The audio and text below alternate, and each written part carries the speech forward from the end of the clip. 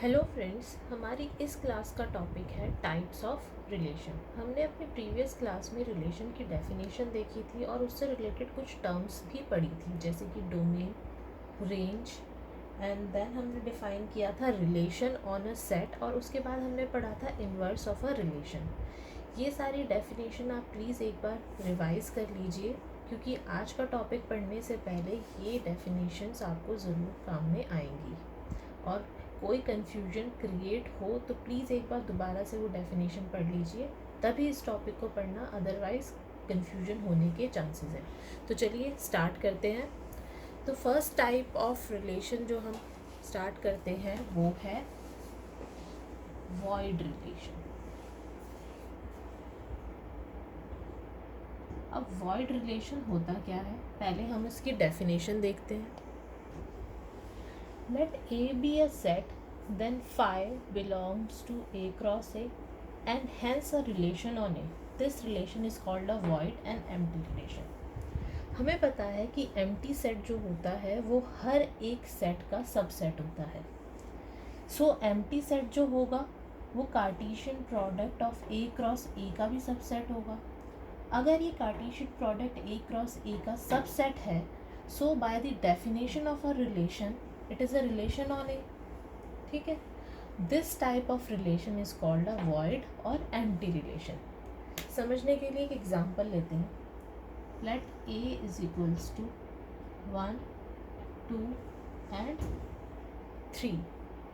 ठीक है, अब हम एक रिलेशन डिफाइन करते हैं आर, सच दैट इसके एलिमेंट होंगे a b, where a minus b is greater than और इक्वल टू से 7। ओके, अब देखिए ए हमने डिफाइन किया है 1, 2, 3, तो हमारा ए क्रॉस ए क्या होगा? 1, 1, 1, 2, 1, 3, 2, 1, 2, 2, 2, 3, 3, 1, 3, 2, 3, 3। ये हमारे ए क्रॉस ए के एलिमेंट है। अब अगर मैं इसका कोई भी सबसेट लूँ तो उसके जो एलिमेंट होंगे वो यहीं से आएंगे। ठीक है, अब क्या इसमें कोई ऐसा एलिमेंट है जिसका डिफरेंस, कोई भी ऐसा ऑर्डर्ड पेयर है जिन दोनों का डिफरेंस ग्रेटर देन और इक्वल टू 7 हो? नहीं, ऐसा कोई एलिमेंट ए क्रॉस ए में एग्जिस्ट करता ही नहीं है। अगर ए क्रॉस ए में कोई ऐसा एलिमेंट एग्जिस्ट नहीं करता तो क्या रिलेशन जो इसका सबसेट है उसमें क्या कोई ऐसा एलिमेंट एग्जिस्ट करेगा? तो वो एलिमेंट होगा क्या? सिर्फ, तो वो सेट क्या होगा? फाई, है ना? और फाई क्या है? यानी ये एम्प्टी सेट है। एम्प्टी सेट क्या हो गया? इसका subset. It means R is an empty relation, यानी आर के अंदर कोई भी एलिमेंट एग्जिस्ट नहीं करता। और जो कोई भी एलिमेंट एग्जिस्ट नहीं करता, it means a empty relation and it is a subset of A cross A. Clear है? चलिए अपनी नेक्स्ट डेफिनेशन पे चलते हैं। नेक्स्ट टाइप ऑफ रिलेशन जो है वो है यूनिवर्सल रिलेशन। तो चलिए समझते हैं यूनिवर्सल रिलेशन क्या होता है।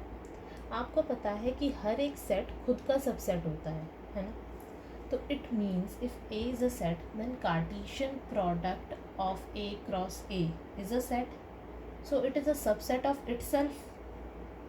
This implies A cross A is a relation on A. So this type of relation which consists all the elements of A cross A is called a universal relation. Example लेते हैं again.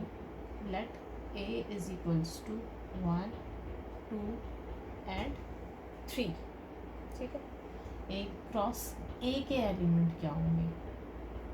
ए cross ए के element ordered pair में होंगे, जो कि again इस तरह के होंगे, जो इस तरह के होंगे।